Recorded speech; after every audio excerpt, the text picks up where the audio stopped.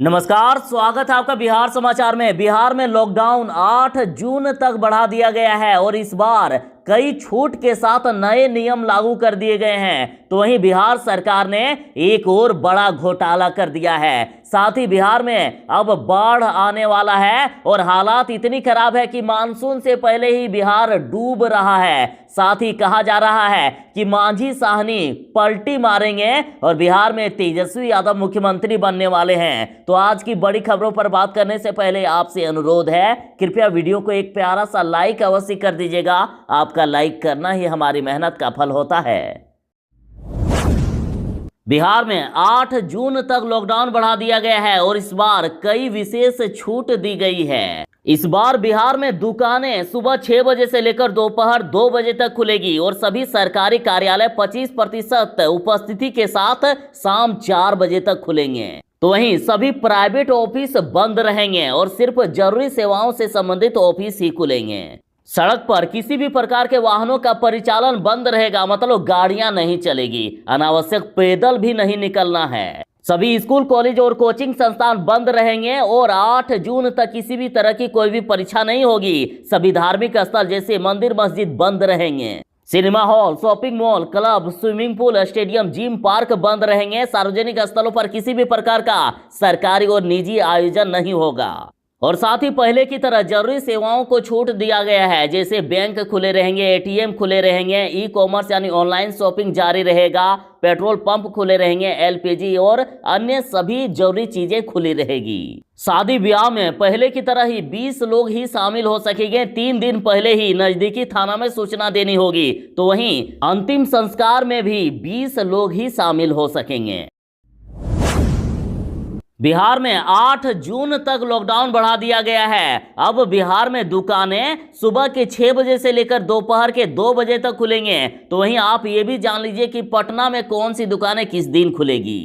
तो देखिए, 3 श्रेणी में दुकानों को बांटा गया है। ये दुकानें प्रतिदिन खुलेगी, जिनमें से है किराना दुकान, फल सब्जी और अनाज का दुकान, उर्वरक, बीज, कीटनाशक और कृषि संबंधित दुकानें, petrol pump, gas agency, dairy, milk booth, meat और मछली की दुकानें, पीडीएस की दुकानें और पशु चारा की दुकानें। और साथ ही ये दुकानें सोमवार, बुधवार और शुक्रवार को खुलेंगे, जिनमें से है इलेक्ट्रिकल सामान और इलेक्ट्रॉनिक सामान जैसे पंखा, cooler, air conditioner, mobile, computer, laptop, UPS, battery. और साथ ही सैलून, पार्लर, गाड़ी की दुकानें जैसे गैराज हो गया या फिर टायर ट्यूब की दुकानें, वाहन प्रदूषण जांच केंद्र, साइकिल की दुकानें, फर्नीचर की दुकान, स्टेशनरी, सौंदर्य प्रसाधन की दुकानें। और साथ ही इन दुकानों को मंगलवार, गुरुवार और शनिवार को खोला जाएगा, जिनमें से है कपड़ा की दुकान, सोना चांदी की दुकान, ड्राई क्लीनर्स की दुकान, निर्माण सामग्री एवं भंडारण एवं बिक्री से संबंधित दुकानें जैसे सीमेंट, गिट्टी, छड़ आदि, और बर्तन की दुकान, स्पोर्ट्स या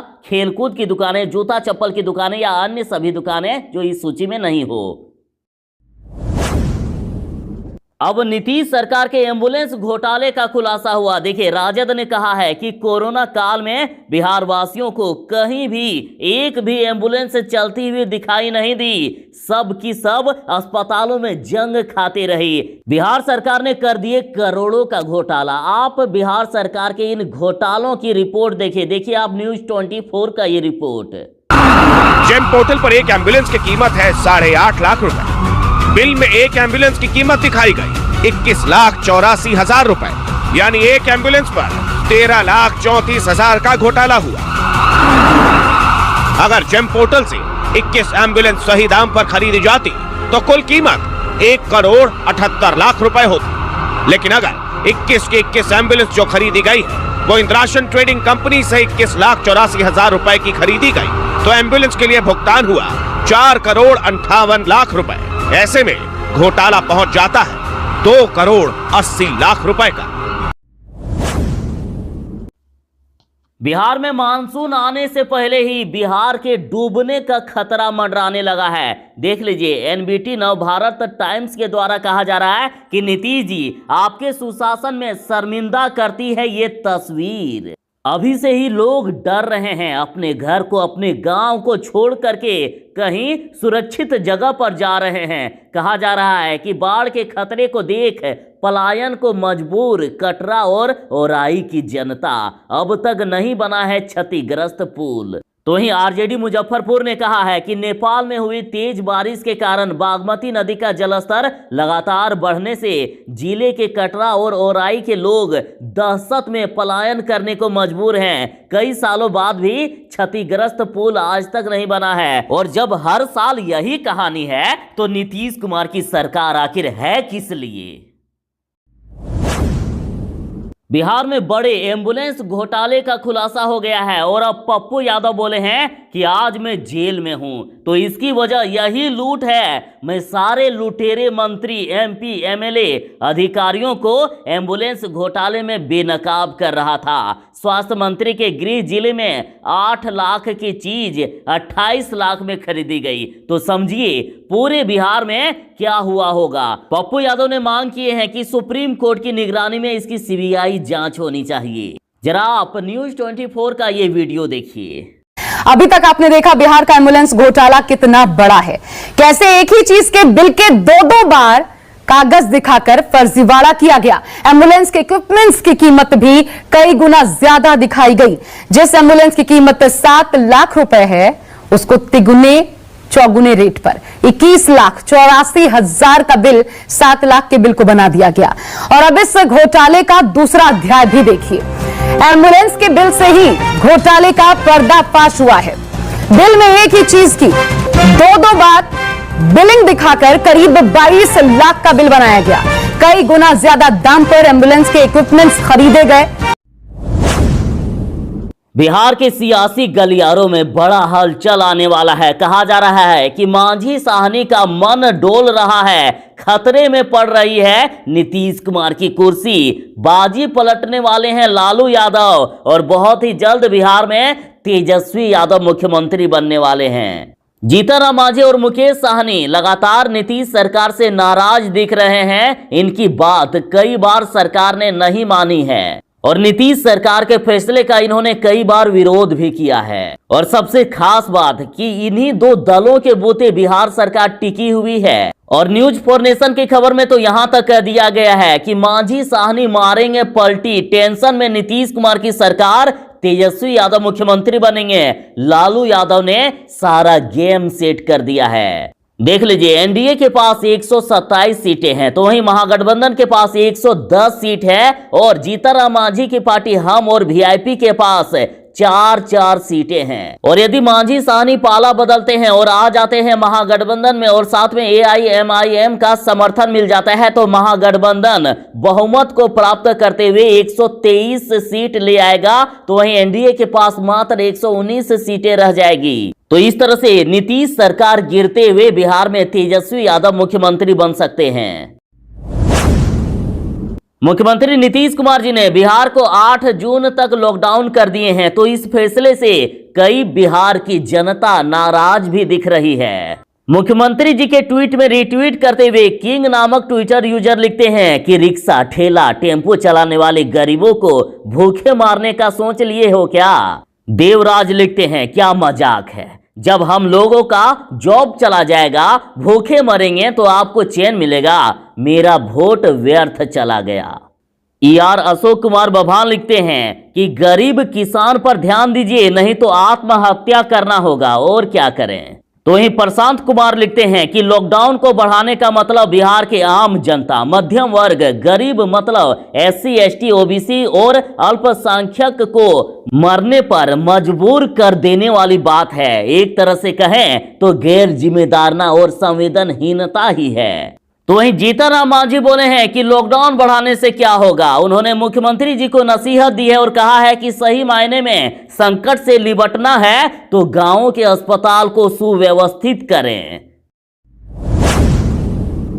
पप्पू यादव बोले हैं कि बिहार में कोरोना की तीसरी लहर आ चुकी है। पप्पू यादव बोले हैं कि डीएमसीएच दरभंगा में 4 बच्चों की मौत कोरोना से हुई। ये पहली बार है कि इतनी संख्या में बच्चे कोरोना के शिकार हुए हैं। साफ संकेत है कि तीसरी लहर का कहर बिहार में शुरू हो गया है। सरकारें अपनी पीठ थपथपाने में मस्त है, निर्दयी पीएम मन की बात करने में मस्त है, तो स्वास्थ्य मंत्री दोषारोपण की राजनीति में व्यस्त है। तो वहीं पप्पू यादव ने रामदेव बाबा पर कहा है कि 1000 से अधिक डॉक्टरों ने कोरोना से लड़ाई में अपने जीवन का बलिदान कर दिया। उनका अपमान करने वाले सलवार बाबा को बीच सड़क पर मुंह काला कर देना चाहिए।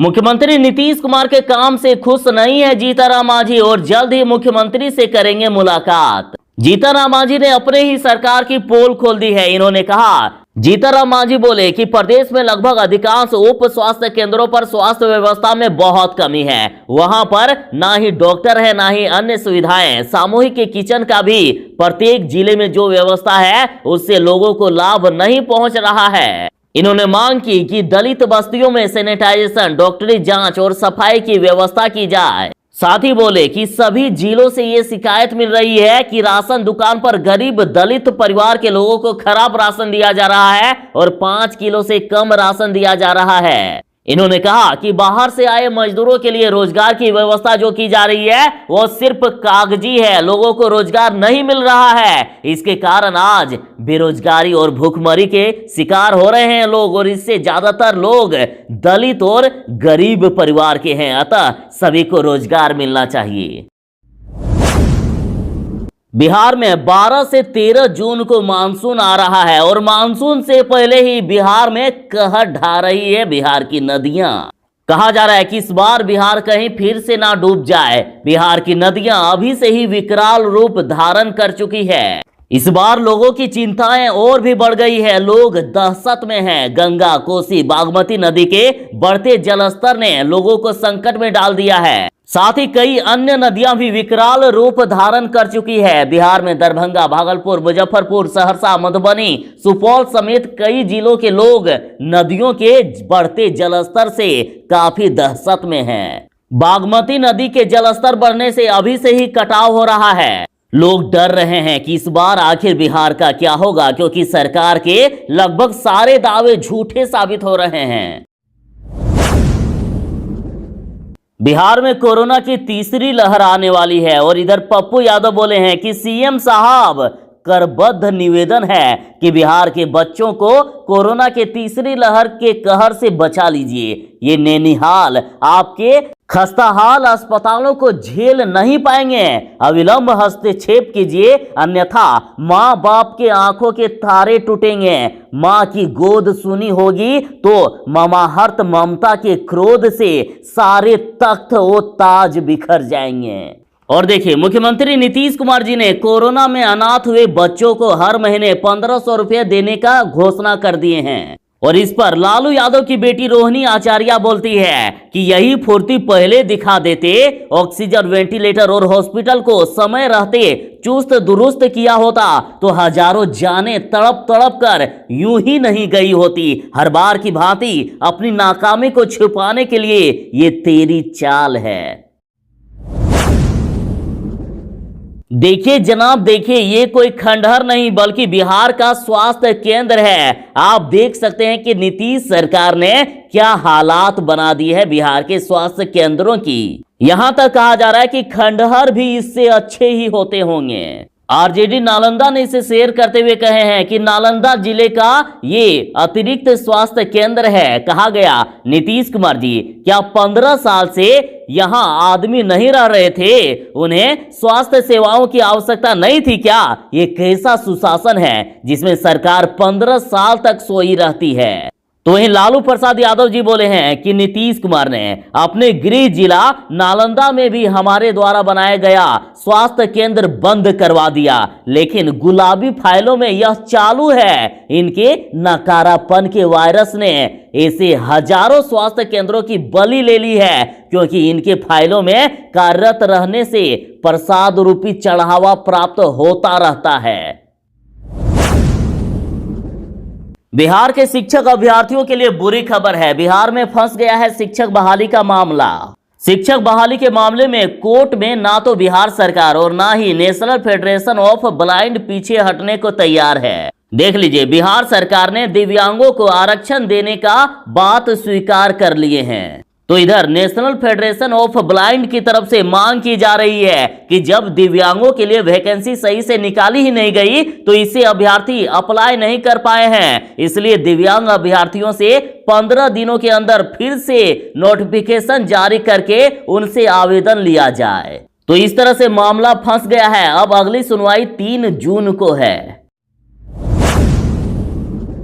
बाबा रामदेव ने डॉक्टरों को लेकर एक विवादित बयान दिया है, तो इसको लेकर अब बिहार के डॉक्टर बाबा रामदेव का विरोध करेंगे। और साथ ही आपको यह भी बता दूं कि इंडियन मेडिकल एसोसिएशन यानी IMA ने बाबा रामदेव के ऊपर मुकदमा चलाने की भी मांग की है। और साथ ही इधर डॉक्टरों ने कहा है कि बाबा रामदेव ने आधुनिक चिकित्सा पद्धति को बदनाम किया है, कोरोना के शहीदों का बड़ा अपमान किया है। बगैर अपनी जान की परवाह किए सारे डॉक्टरों ने कोरोना मरीजों का इलाज किया और इस दरमियान काफी सारे डॉक्टरों को अपनी जान भी गंवानी पड़ी। बाबा रामदेव का बयान अपनी जान गंवाने वाले सभी डॉक्टरों का अपमान है और इसके विरोध में 1 जून यानी मंगलवार को बिहार के सभी डॉक्टर काला बिल्ला लगाकर अपना विरोध जताएंगे।